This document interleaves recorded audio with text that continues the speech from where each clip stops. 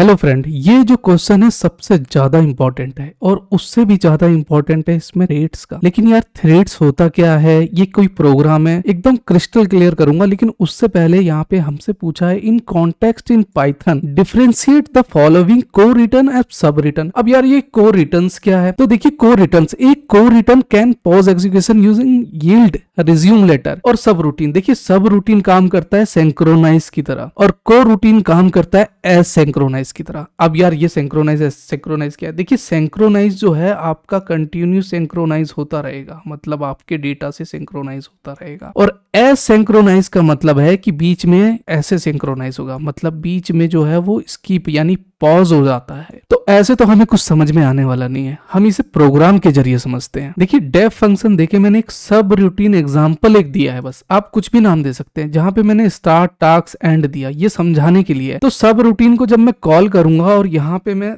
Control S save करके run करूंगा तो आप देखेंगे यहाँ पे प्रोग्राम जो है एक कंटिन्यू वे में स्टार्ट हो गया। बस यही है सब रूटीन। लेकिन हम सीख क्यों रहे हैं, आगे आपको इसका पता चलेगा सब रूटीन का। जब आप कोई कॉम्प्लेक्स या बड़ा प्रोग्राम बनाएंगे तो वो बीच में नहीं रुकना चाहिए, तो आप सब रूटीन का यूज करेंगे, मतलब स्टार्ट होगा, टास्क होगा और एंड होगा। और पॉज फंक्शन का ये अपना को रूटीन कैसे काम करता है, तो को रूटीन का यहाँ पे मैंने दिया है को रूटीन एग्जांपल करके, मतलब प्रिंट में मैंने कुछ भी कर दिया। लेकिन यील्ड क्या करता है, ये एक पॉज करता है, कीवर्ड पॉज करेगा आपके प्रोग्राम को और वेट करेगा। और यहाँ पे CORE मतलब को रूटीन कीवर्ड ले लिया मैंने, को रूटीन एग्जांपल दिया और नेक्स्ट कोरू को मैंने सेंड कर दिया। जब तक ये से पॉज करेगा और ये वाला जब तक सेंड नहीं करेगा तो तब तक आपका प्रोग्राम जो है वो पॉज रहेगा। अगर मैं इसको रन करूंगा तो हो सकता है कि मेरा सिस्टम हैंग कर जाए, लेकिन हैंग करेगा लेकिन फॉर द टाइमिंग के लिए। अगर आप करेंगे तो इसे केयरफुली सारे प्रोग्राम जो मेमोरी ऑक्यूपाई नहीं कर रहा हो तब जाके रन करिएगा। तो लेट्स से मैं इसे रन करके दिखाता हूँ, रन कोड। तो देखेंगे यहाँ पे मेरा रिसीव 10 आ गया। फिर यहाँ पे देख रहा है most recall the file line 13 modules को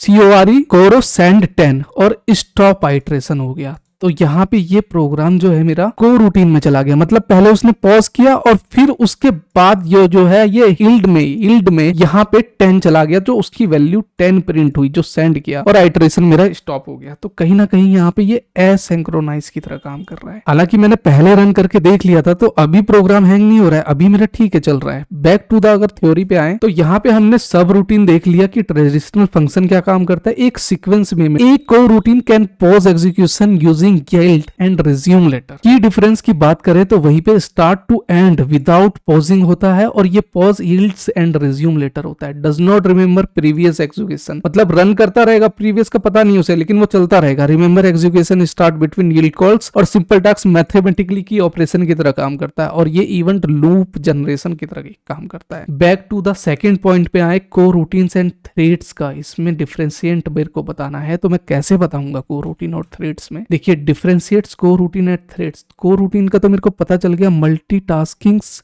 एक्सप्लिसिटी यील्ड कंट्रोल के लिए होता है कि मल्टीटास्किंग पे है कि can not achieve threads parallels runs lightweight does not require coin switch by operating system runs with a single threads user yields awaits of context switchings. लेकिन यार ऐसे तो मेरे को रूटीन्स का ज्यादा क्लियर नहीं हो रहा, लेकिन को रूटीन प्रोग्राम के जरिए मैंने समझाया तो कहीं पे पहले वो पॉज हुआ जो एरर एक देखा था आपने और फिर उसने एक्स की वैल्यू उस पे यील्ड पे भेज दी। दूसरा आता है यहाँ पे थ्रेड, सबसे इंपॉर्टेंट यही चीज है थ्रेड। एक होता है सिंगल थ्रेड, एक होता है मल्टीपल थ्रेड। तो यहाँ पे देखेंगे कि थ्रेड एक इस तरह करके एक इंडिकेट किया है कि ये तो सिंगल थ्रेड एक पिक्चर में आप देख रहे हैं और यहाँ पे मल्टीपल थ्रेड है। लेकिन कैसे, आखिर थ्रेड है क्या चीज, यार मेरे को कुछ समझ में नहीं आ रहा, अभी समझाता हूँ। अगर आप विंडो में हैं, मैक का मेरे को पता नहीं, तो विंडो में है तो यहाँ पे राइट क्लिक करके अगर आप अपने टास्क मैनेजर पे आएंगे यहाँ पे तो यहाँ पे देखेंगे एक डिटेल्स का ऑप्शन होगा, तो आप यहाँ पे डिटेल्स पे चले जाइएगा। चलिए जी चलेगा डिटेल्स पे। यहाँ पे राइट क्लिक जब कॉलम करेंगे ना तो यहाँ पे आएगा सिलेक्ट कॉलम, मतलब कोई कॉलम सिलेक्ट करना है। फिर नीचे आके यहाँ पे देखेंगे तो कहीं ना कहीं थ्रेड का ऑप्शन आपको देखने को मिलेगा। यहाँ पे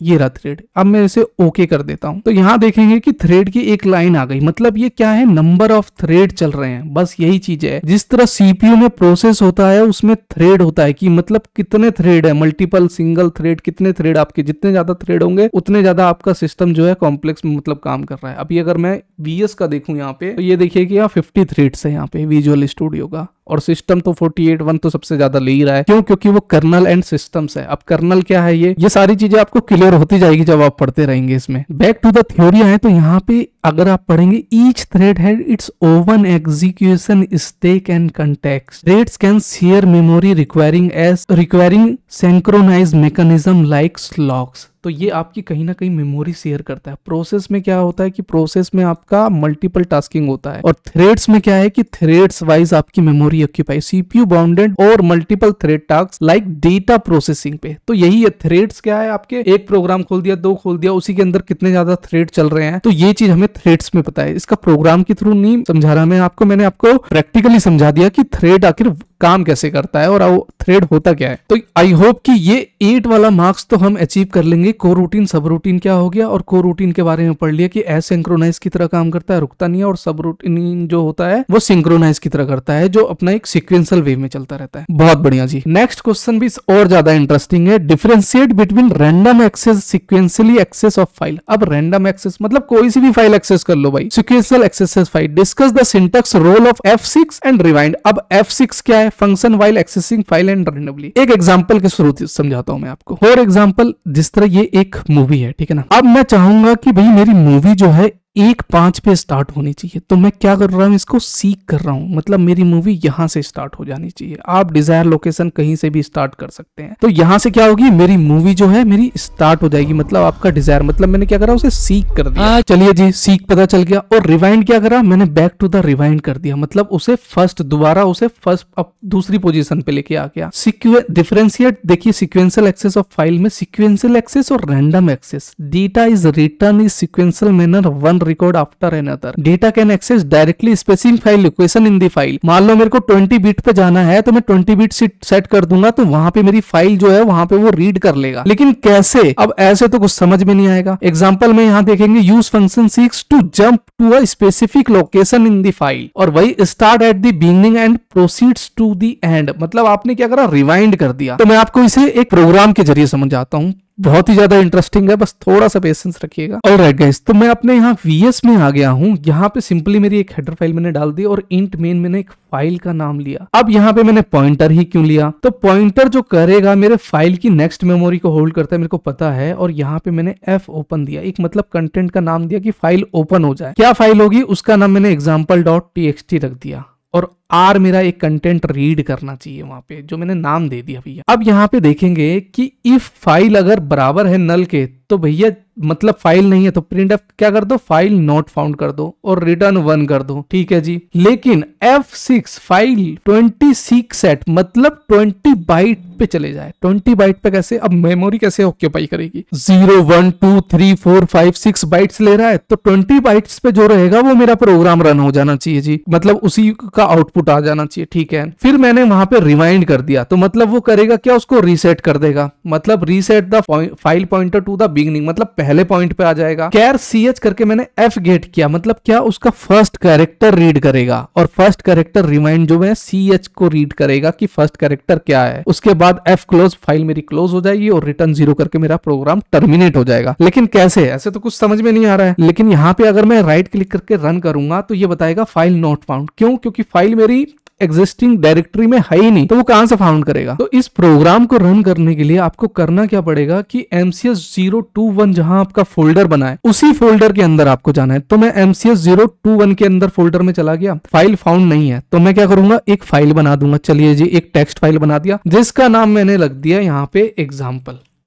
एक फाइल का नाम मैंने एग्जाम्पल रख दिया। ये बाय डिफॉल्ट TXT एक्सटेंशन लेगा, जैसा मेरा VS कोड में TXT एक्सटेंशन है, ओके। तो मैंने करा क्या, इस फाइल में करूंगा मैं क्या, हेलो दिस इज, तो मैंने यहाँ पे अपने एक कंटेंट दे दिया, मतलब नाम दे दिया फाइल का। मेक श्योर कि आपकी फाइल जो है वो 20 बाइट से ऊपर की होनी चाहिए, तभी रन करेगा, नहीं तो क्रैश कर जाएगा, प्रोग्राम रन नहीं होगा। अब मैं राइट क्लिक करके यहाँ पे अपने प्रोग्राम को आपको रन करके दिखाऊंगा, तो क्या रीड होना चाहिए, कोई गैस करके बता सकता है। उसमें रीड होगा उसका पहला कैरेक्टर। यहाँ पे अगर मैं ठीक हूं तो, ये तो कुछ हुआ ही नहीं, सेव कर दिया मैंने,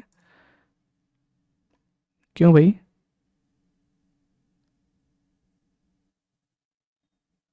example.txt।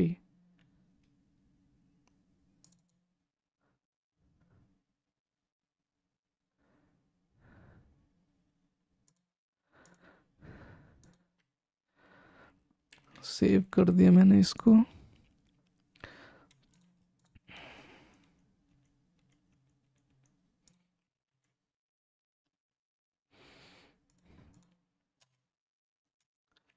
अब मैं सेव करूंगा यहाँ पे और फिर मैं रन करूंगा तो आप देखेंगे यहाँ पे first character after rewind H print हुआ। लेकिन एच क्यों प्रिंट हुआ? यहाँ तो मैंने 20 बाइट्स का दिया हुआ है, तो 20 बाइट्स पे मूव होना चाहिए, तो वो प्रिंट होना चाहिए ना। नहीं होगा क्योंकि आपने रिवाइंड कर दिया है, मतलब रीसेट कर दिया है अपने फाइल को, तो वो पहला कैरेक्टर रीड करेगा। एफ गेट्स का मतलब ही यही है, रीड फर्स्ट कैरेक्टर। अगर मैं इसे कमेंट आउट कर दूंगा और यहाँ पे मैं कंट्रोल एस करके सेव करूंगा तो मेरे फाइल का जो 20 बाइट्स में जो कैरेक्टर होगा वो उसको रीड करेगा। अब मैं रन करके देखता हूं तो आप देखेंगे यहाँ पे ई आ रहा है। तो ई कैसे आ गया? तो देखिए यहाँ पे पहला बाइट जो होगा वो 0 होगा, तो 0 1 2 3 4 5 6 7 8 9 10 11 12 13 14 15 16 17 18 19 20 20 पे ई आ गया। एक और आपको रिकन्फर्म करता हूं, लेट से मैं इसको कर देता हूं ए कैरेक्टर कर देता हूं, तो मेरा 20 character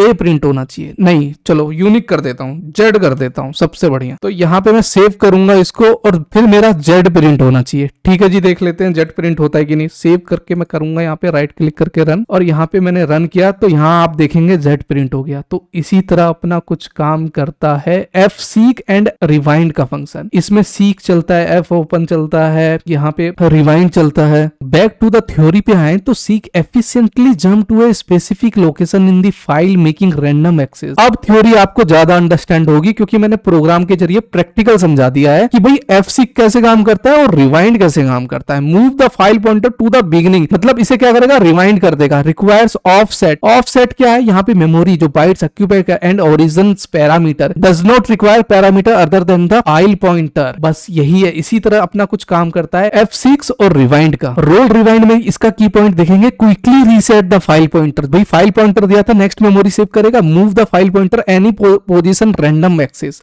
move file pointer back to the beginning. तो इसी तरह फ्रेंड कुछ एफ सीक और अपना रिवाइंड कायम करता है। आई होप ये वीडियो आपको पसंद आया होगा। कोई भी डाउट हो तो आप मेरे को कमेंट करिएगा। अच्छा लगा तो प्लीज लाइक जरूर करिएगा। तो मिलते हैं नेक्स्ट वीडियो में, तब तक के लिए बाय बाय।